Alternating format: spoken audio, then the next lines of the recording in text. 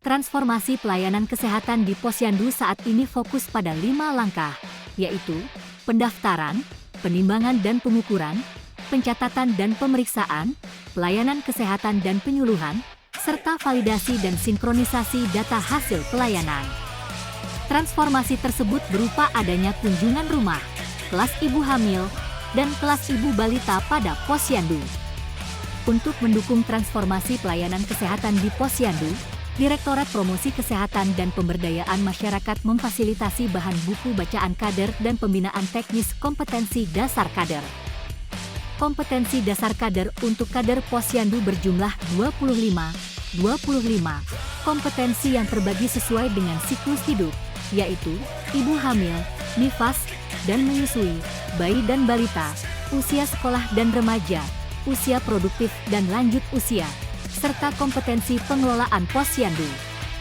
Dengan adanya transformasi pelayanan Posyandu yang melayani semua siklus hidup, maka pelaporan Posyandu yang selama ini hanya melayani ibu hamil, bayi dan balita, bertambah menjadi ibu hamil, nifas, menyusui, bayi, balita dan anak prasekolah, usia sekolah dan remaja, usia dewasa dan lanjut usia.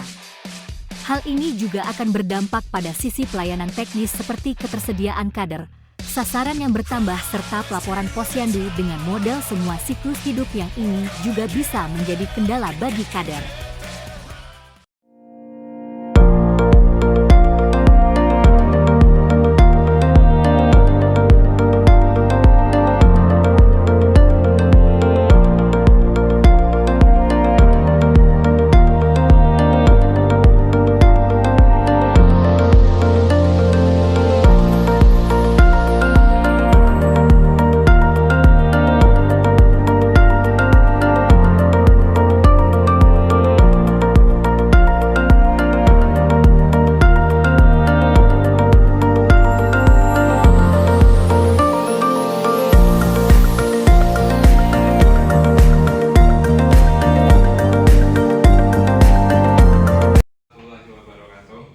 Waalaikumsalam warahmatullahi wabarakatuh. Selamat siang, salam sejahtera bagi kita semua. Yang terhormat Ibu Hikmah Mulia Utami Askepnas selaku Kepala Tata Usaha dan Kepegawaian dan juga selaku mentor orientasi aktualisasi P3K yang saya hormati pula Ibu Dr. Gigi Ayu sebagai Ketua Mutu Puskesmas Buaran. Di sini saya nanti akan menampilkan tugas saya, yaitu tugas orientasi aktualisasi P3K, di mana ini merupakan rangkaian kegiatan orientasi P3K tahun 2024, di mana ini orientasi dibagi 3, Bu. Yang pertama itu melalui online MOOC, itu dimulai tanggal 25 Juni sampai 25 Juni sampai 15 Juli. Kemudian kemarin pertemuan klasikal di Aula Sekda dari tanggal 5 sampai 6 Juli, 5 sampai 6 Agustus, dan terakhir ini mulai 7 Agustus sampai maksimal hari ini tanggal 15, yaitu orientasi aktualisasi, di mana setiap P3K itu ditugaskan untuk mencari permasalahan di tempat kerja masing-masing sebanyak 3 permasalahan, di mana dari 3 itu diambil 1, nanti mau diapakan dari permasalahan tersebut. Saya dari P3K Promkes mengambil sesuai dengan yang masih program nasional tentang delegasi layanan primer, di mana saya mengambil di Posyandu ELP, di mana intinya dari Posyandu ELP itu kan penambahan sasaran yang tadinya ibu hamil, bayi balita, sekarang semua siklus kehidupan. Dan dari adanya Posyandu ELP itu, kemudian bertambahnya sasaran siklus hidup, nanti ada 3 permasalahan yang menurut saya maksudnya berkaitan. Yang pertama itu SDM kader, teknis pelayanan dan pelaporan. SDM kader terkait dengan nanti pelayanan, misalkan di Kemenkes itu kan syarat Posyandu ELP itu minimal ada 5 kader tiap posnya. Sedangkan di kita, wilayah kerja kita ada 2 desa, satu kelurahan Sapo Garut sama Ketijayan. Itu kalau Ketijayan mungkin sudah 5 kadernya bertiap pos, tapi kalau untuk Sapo Garut ada yang 2, ada yang 3. Jadi kan secara teknis itu SDM masih kurang. Kemudian untuk teknis pelayanan juga adanya penambahan sasaran mulai dari ibu hamil sampai lansia. Pada saat pelayanan pasti akan terjadi membludak sasarannya. Jadi kan perlu diatur apakah nanti pelayanannya ibu hamil dulu, balita dulu, atau dijadikan 2 pelayanan kayak gitu. Kemudian pelaporan otomatis juga nanti menjadi masalah, karena sekarang pelaporannya nggak cuma pemantauan kesehatan, tapi ada screening deteksi. Nah, tiap sasaran itu screening deteksi dirinya masing-masing. Jadi satu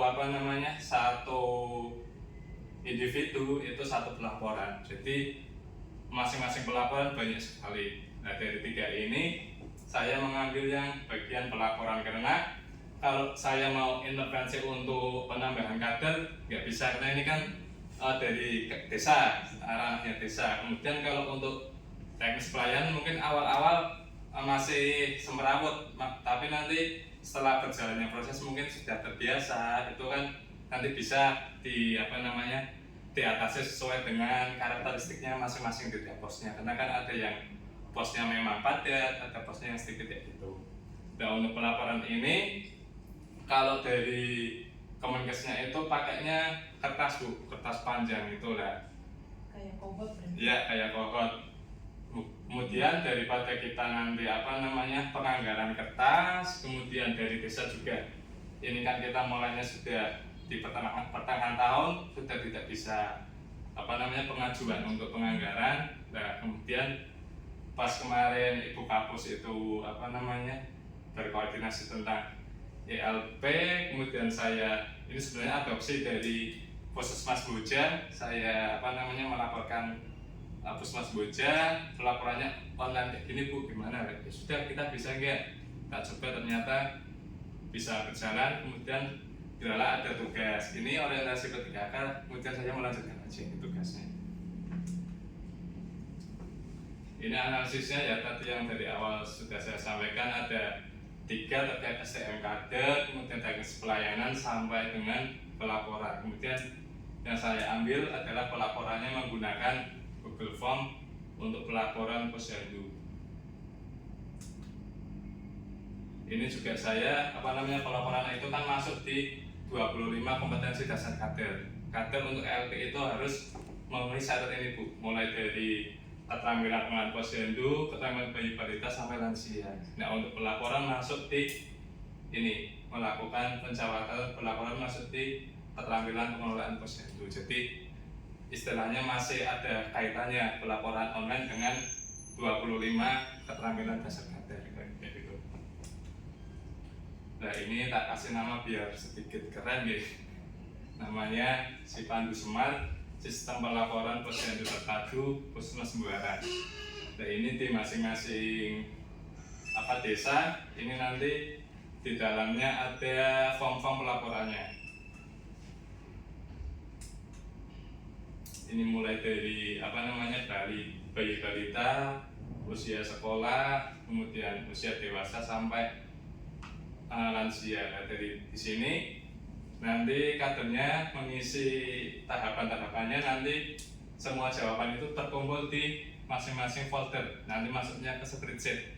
Jadi kalau misalkan ini nanti anak usia sekolah remaja, kita lihat jawabannya di sini. Nanti ketahuan pelaksanaan posyandu misalkan hari ini 15 Agustus, walaupun nanti inputnya seminggu ke belakang, tetap nanti keluar tanggal 15, karena nanti di dalam formnya itu waktu pelaksanaan posyandu itu ditulis tanggal berapa kayak gitu. Jadi nanti bisa kelihatan. Nah, ini contoh hasil yang sudah diinput dari kader. Ini yang terbaru yang sudah masuk kemarin tanggal 5 Agustus. Ini 9 juga sudah ada yang masuk, walaupun baru ada 2 gitu. Jadi tiap tiap ngisi form itu langsung terekam di spreadsheet-nya. Oke, jadi walaupun ini nanti kan banyak Bu, ada form-formnya mulai dari pemantauan berarti kayak BP, TP, lirat dan sebagainya, kemudian ada deteksi dini. Misalkan masih ada kosong pun nanti kalau tidak terisi tetap kosong, tapi nanti ini bisa diedit. Kita ngirim linknya ke kadernya, misalkan kadang kan nggak punya ataupun nggak bawa kakak pas saat ke kunjungan, itu kan otomatis nanti nama, jenis kelamin, ikannya masih kosong. Nah, cara ngeditnya nanti kita kopikan linknya, kita share ke kader untuk menambahi NIK-nya kayak gitu. Jadi masih bisa diedit secara manual kayak gitu. Ini tahapan rencana kegiatannya, sosialisasi, kemudian berhubungan dengan ASN, core value-nya berakhlak, ini di bagian kompeten maksudnya. Kemudian ketersambungan dengan visi misi Kabupaten Pekalongan. Untuk sosialisasi ini mewujudkan sumber daya manusia yang berkualitas sesuai misi Kabupaten Pekalongan. Kemudian setelah kita melakukan sosialisasi, dilakukan monitoring pelaksanaan di Posyandu. Apakah pada saat pelaksanaan langsung bisa mengisi setelah Posyandu atau tidak gitu. Ini sesuai dengan core value berakhlaknya, masuk di berorientasi pelayanan, harmonis dan adaptif. Untuk visi misi kabupaten sama, mewujudkan sumber daya manusia yang berkualitas. Kemudian rencana yang terakhir melakukan evaluasi hasil pelaporan Posyandu. Biasanya kemarin kan ini saya sama Mbak Eva launchingkan kan di awal Juli. Kemarin di akhir Juli kita juga sudah membagikan di grup masing-masing link-linknya, itu yang masih kurang suruh untuk menambah-nambahi kayak gitu. Ini outputnya, hasil laporan Posyandu input sesuai dengan target yang diharapkan, keterkaitan dengan berakhlak, akuntabel, loyal dan kolaboratif. Kemudian kontribusi terhadap visi misi Kabupaten Pekalongan menciptakan pemerintahan yang bersih, berwibawa dan inovatif berbasis kemajuan teknologi informasi. Yang bersih, berwibawa dan inovatif karena ini kan memanfaatkan teknologi juga, kemudian menghemat anggaran untuk pengadaan tas gitu. Kemudian ini aksi saya yang pertama kemarin setelah tahap klasikal di Aula Setda, saya melakukan pelaporan hasil kegiatan kepada Ibu KTU selaku mentor. Nah, isinya ini melaporkan hasil orientasi mulai dari 25 Juni sampai 9 Juli. Ini orientasi pertama melalui online di MOOC, kemudian klasikal tanggal 5 sampai 6 Agustus, dan aktualisasi 7 sampai 15 Agustus 2024. Kemudian ini menentukan topik kegiatan untuk pelaporan tugas akhir. Outputnya dan keterangan sudah terlaksana. Kemudian sosialisasi ini kita sudah melaksanakan sosialisasi di Desa Kartijayan tanggal 28 Juni, kemudian di Kelurahan Sabukaro tanggal 3 Juli. Ini yang dihadiri semua kader di Aposnya. Materinya itu latihan mengisi form-formnya. Ini juga sudah terlaksana. Kemudian kalau monitoring sebenarnya enggak tanggal 9 Agustus karena kita Juli juga sudah melakukan monitoring, tapi kemarin adalah pas saya ada tugas aktualisasi, ada pelaksanaan kegiatan Posyandu, jadi otomatis juga bisa dilakukan pendokumentasian untuk pelaporan orientasi ini.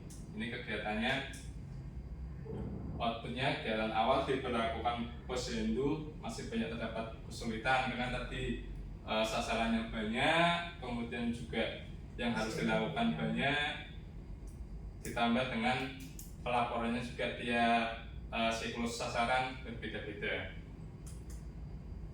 Hambatan kendala itu tadi kadernya setelah pelayanan ternyata belum bisa langsung karena kan waktunya juga, apalagi yang sasarannya banyak sampai duhur, kemudian form belum lengkap karena kesulitannya biasanya sasarannya nggak sabar Bu, maksudnya kok akeh teman saya Posyandunya kayak gitu. Jadi hasil evaluasinya ini, jadi dengan adanya ini, terutama ini form belum terisi semua, jadi saya sama Mbak Eva tiap akhir bulan mengirimkan link kopian tadi ke masing-masing kader posyendunya untuk melengkapi, misalkan NIK-nya belum lengkap, berarti harus dilengkapi NIK-nya. Karena itu kan nanti juga bisa di-input di kunjungan sehat kita kalau ada NIK-nya kayak gitu.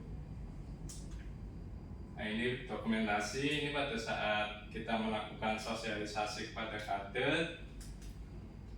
Ini kemarin saya konsultasi, ini apa namanya layoutnya aplikasinya, dan ini pada saat kader ngisi sebetulnya juga kita tidak 100% meninggalkan kertas ya, tapi kan mengirit kertas dengan potongan-potongan kertas kayak gini. Nah ini isinya kayak apa namanya hasil pemantauan, nanti ditulis dulu sebelum dipindah ke Google Form-nya tadi. Ini kan nggak harus menggunakan kertas yang baru, kertas bekas yang balikannya belum masih kosong itu kan bisa digunakan gitu.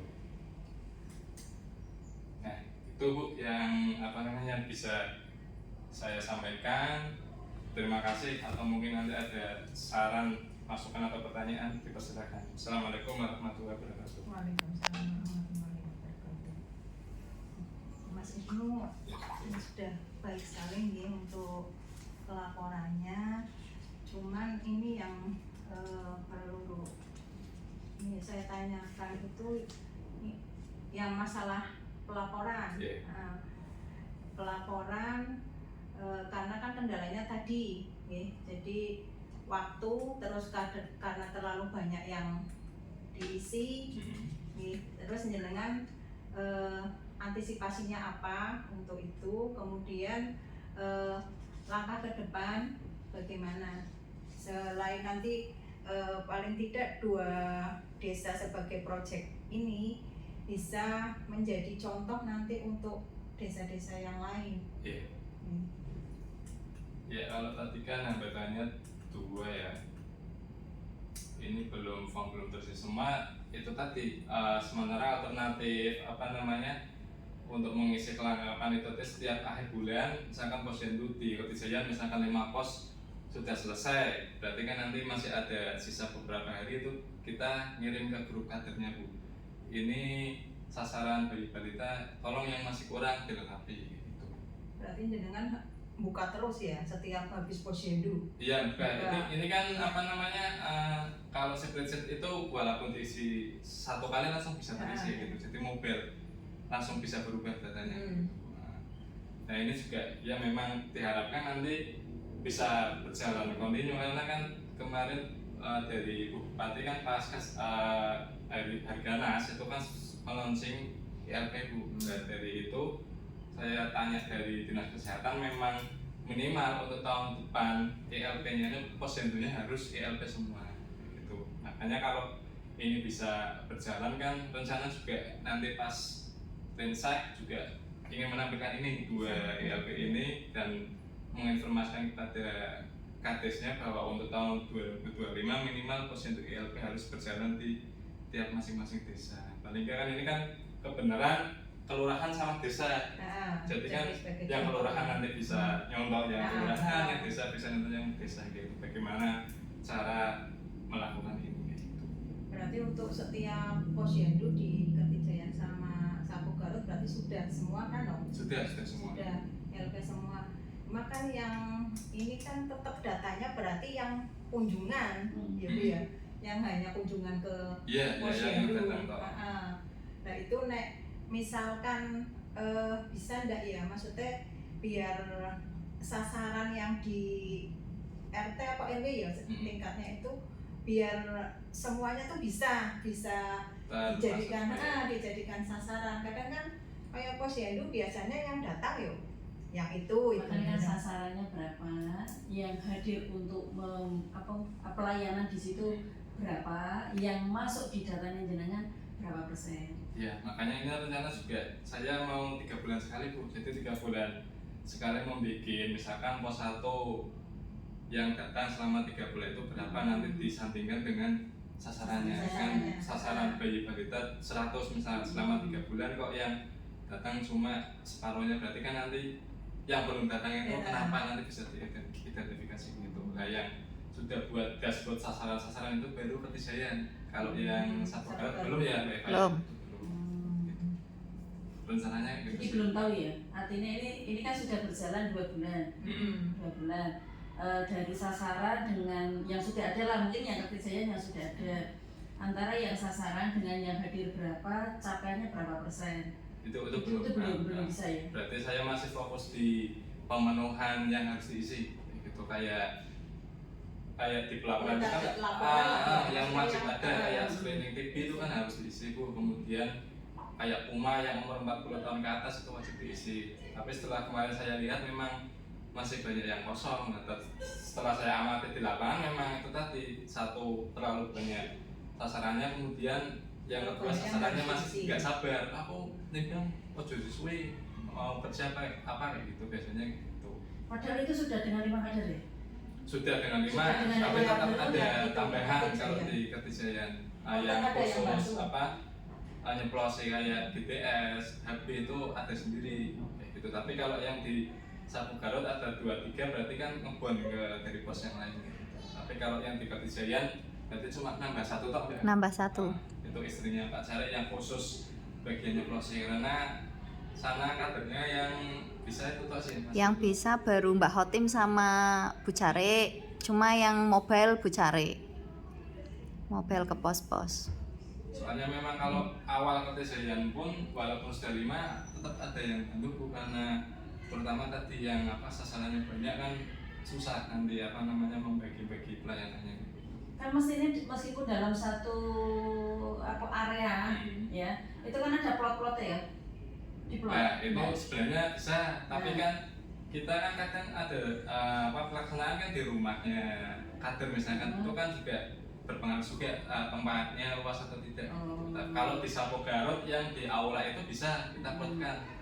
Yang sebelah sini itu misalkan ibu hamil sampai bayi balita, yang sebelah sini mulai usia produktif itu bisa. Tapi kalau di rumahnya kader kan ada yang sempit gitu. Ada yang di depan rumah. Tempat ya, itu juga berpengaruh di situ. Terus langkah selanjutnya untuk ini sosialisasi ke desa-desa yang belum Mas. Ini rencana terdekat nanti September mau bikin sosialisasi hasil Ibu Bupati untuk launching LP itu. Kemudian juga kalau bisa kan berarti kan di sini juga ada PKD.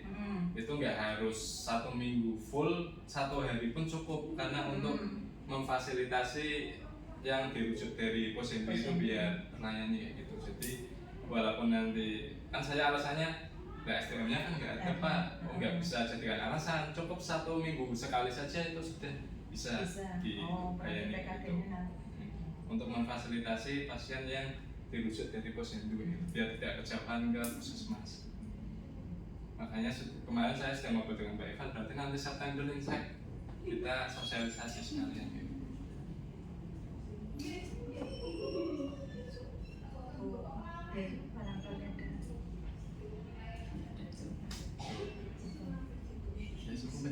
Tadi